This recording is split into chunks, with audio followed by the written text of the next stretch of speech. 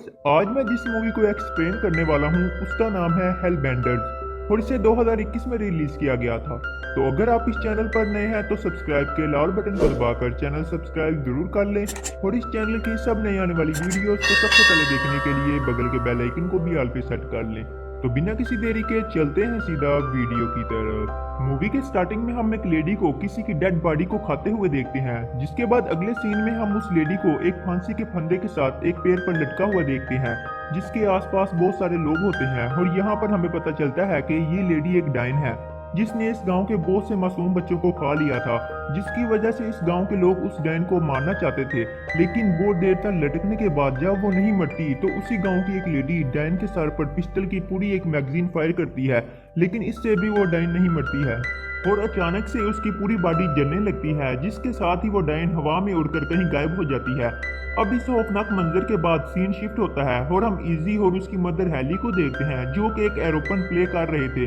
और इस एरोप्लेन का नाम उन्होंने हेल बैंड रखा हुआ था। और जब इनका प्ले खत्म हो जाता है तो दोनों ही अपने घर पर रेस्ट करते हैं। फिर अगली सुबह हम हेली को टाउन की तरफ जाते हुए देखते हैं और यहाँ पर हमें पता चलता है कि ये दोनों मदर और डॉटर इंसानों की बस्ती से बहुत ही दूर एक जंगल में रहती हैं। उसके बाद हम हेली को एक शॉप पर देखते हैं जहाँ पर वो इजी के लिए एक गिफ्ट खरीदती है, जिसके बाद एक आदमी वहाँ पर आता है जो कि हेली को पहचान लेता है और उसे कहता है कि आप बहुत साल पहले मेरी मदर की नर्स हुआ करती थी और इतने साल गुजर जाने के बाद भी आप में कोई भी चेंजेस नहीं आए। लेकिन यहाँ पर हेली उसकी बातों पर ज्यादा गौर नहीं करती और वहाँ से चली जाती है। वहीं दूसरी तरफ हमें इजी की नॉर्मल लाइफ दिखाई जाती है, जो कि एक नदी में स्विमिंग कर रही थी और यहाँ पर हम देखते हैं कि वो अपनी इस नॉर्मल लाइफ से खुश नहीं थी। फिर थोड़ी देर के बाद हेली टाउन से वापस आती है, जहाँ पर वो उसको उसका गिफ्ट देती है और दोनों एक क्वालिटी टाइम स्पेंड करते हैं। फिर रात को हम हेली को एक विजुअल परफॉर्म करते हुए देखते हैं, जहाँ पर वो अपने बालों और कुछ हड्डियों की मदद से एक सिंबल बनाती है, जिस पर वो अपना खून भी लगाती है और फिर देखते ही देखते वो सिंबल हवा में उड़ जाता है। उसके बाद ये दोनों साथ में बैठकर डिनर करते हैं और इनके डिनर में नॉर्मल वेजिटेबल शामिल थे। अब अगले दिन हम इजी को एक जंगल पर ड्राइंग बनाते हुए देखते हैं, जहाँ पर एक आदमी आता है और वो इजी से कहीं पर जाने का रास्ता पूछता है, क्योंकि वो यहाँ पर खो गया था। इजी उसको देखकर थोड़ा डर जाती है, क्योंकि इतने सालों में उसने अपनी माँ के अलावा किसी भी इंसान को नहीं देखा था। और वो आदमी इससे बात कर ही रहा होता है कि तभी इजी की मदर वहाँ पर आ जाती है और इन्हें देखकर वो वहाँ से चली जाती है। जिसके बाद हेली उस आदमी से बात करते हुए उसकी फैमिली के बारे में पूछती है, जिस पर वो उसे बताता है कि उसकी ना वाइफ है ना बेटी। उससे सुनने के बाद में हेली अपनी पावर से उसे मार डालती है, लेकिन यहाँ पर हम देखते हैं कि हेली को उसे मारने का अफसोस था और वो रोने लगती है। फिर अगले दिन हम इजी को जंगल में घूमते हुए देखते हैं, जहाँ पर वो एक गाड़ तक पहुंच जाती है और वहाँ उसे एम्बर मिलती है, जो कि उसे अंदर बुलाती है और वो दोनों साथ में बहुत अच्छा क्वालिटी टाइम स्पेंड करते हैं। जिसके बाद एम्बर वहां से जाने लगती है, जिसे देखकर इजी उसे पूछती है कि तुम अपने घर को छोड़कर कहाँ जा रही हो।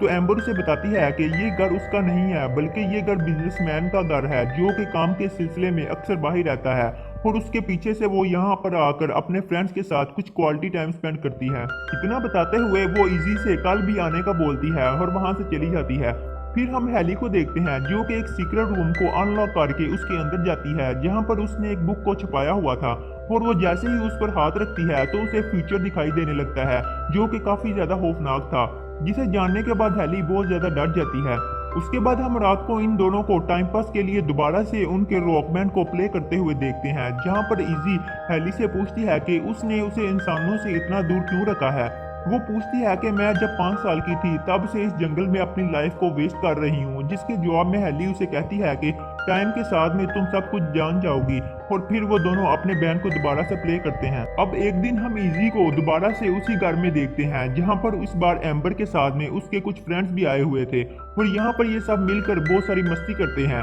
फिर उनमें से एक फ्रेंड इजी को चैलेंज देता है कि उसे एक जिंदा इंसेक्ट को खाना होगा, जिसे कि इजी अच्छे से पूरा कर लेती है, लेकिन उसे खाने के बाद में उसे बहुत ही ज्यादा वियर्ड फील होता है, जिसकी वजह से वो जोर से चिल्लाती है कि तभी वहां पर उस घर का मालिक आ जाता है, जिसे देखकर वो सभी यहाँ से भाग जाते हैं। फिर एक जगह पर आने के बाद एम्बर इजी से बातें करने लगती है कि तभी इजी उसका गला दबाने की कोशिश करती है, जिससे नाराज होकर एम्बर वहां से चली जाती है और वो घर का मालिक इजी को पकड़ लेता है और उसे पुलिस की धमकी देता है। उसके बाद हम इजी को उसके घर पर देखते हैं, जहाँ पर हेली उससे पूछती है कि क्या सब ठीक है और इजी उसे सब कुछ सही सी बताकर वहां से चली जाती है। फिर रात को इजी एक सपना देखती है, जिसमें वो अपनी मॉम से पूछती है कि उस इंसेक्ट को खाने के बाद मुझे इतना ज्यादा वियर्ड क्यों फील हुआ। जिसके जवाब में हेली उसे बताती है कि तुमने उस इंसेक्ट को नहीं बल्कि उसके अंदर की लाइफ को खाया है, जिस वजह से तुम्हें एक मिस्टीरियस बॉन्ड का एहसास हुआ है। हेली फिर उसे उस जंगल में रहने की वजह बताने वाली थी। अब काफी रात हो जाने की वजह से उसे नींद भी नहीं आती, तो वो अपनी मॉम के रूम में जाने लगती है, जहाँ पर उसे वही सीक्रेट रूम मिलता है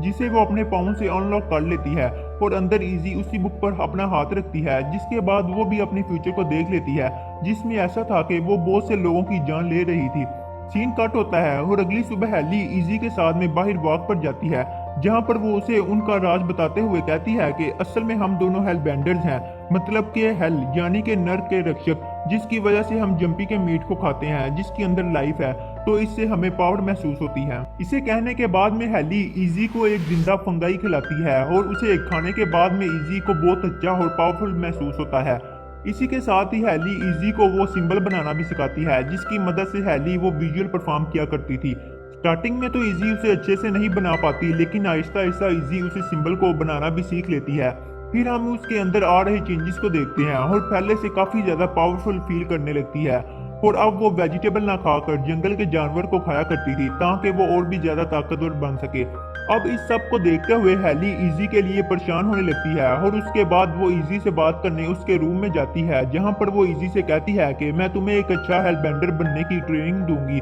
और मैंने तुम्हें इंसानों से इसलिए दूर रखा ताकि तुम किसी के लिए भी खतरा ना बन सको। लेकिन इजी अपनी मॉम की बातों को सीरियसली नहीं लेती और वो उनसे पूछती है कि अगर एनिमल्स को खाकर उसे इतनी ज्यादा पावर मिल रही है तो किसी इंसान को खाकर वो कितनी ज्यादा पावरफुल बन सकती है। इसी के साथ में सीन कट होता है और अगले दिन हेली इजी को कुछ बॉम्ब्स खाने के लिए देती है, जिसे देखकर इजी मना कर देती है, लेकिन अपनी मॉम के बोलने पर वो उनसे काम चला लेती है और आहिस्ता आहिस्ता हेली उसे कंट्रोल में लेती है। फिर एक दिन हम उन दोनों को स्नोफॉल को एंजॉय करते हुए देखते हैं, जहां पर वो हेल बेंडर के अंदाज में एक दूसरे के फेस पर खून की उल्टियां करते हैं और बहुत खुश होते हैं। फिर उसी रात इजी हेली से उसके पास्ट के बारे में पूछती है और यहाँ पर हमें पता चलता है कि हेली कोई और नहीं बल्कि वही मूवी के स्टार्टिंग में दिखाई गई डैन है, जिसने न जाने कितने मासूम बच्चों को अपनी पावर को बढ़ाने के लिए खा लिया था। उसके बाद इजी हेली से उसकी एज के बारे में पूछती है, तो हेली उसे अपनी एज 147 ईयर्स बताती है। अब यहीं पर इजी हेली से हेलबेंडर की मौत के बारे में भी पूछती है, जिसके जवाब में हेली उसे एक पॉइंट सुनाते हुए सो जाती है।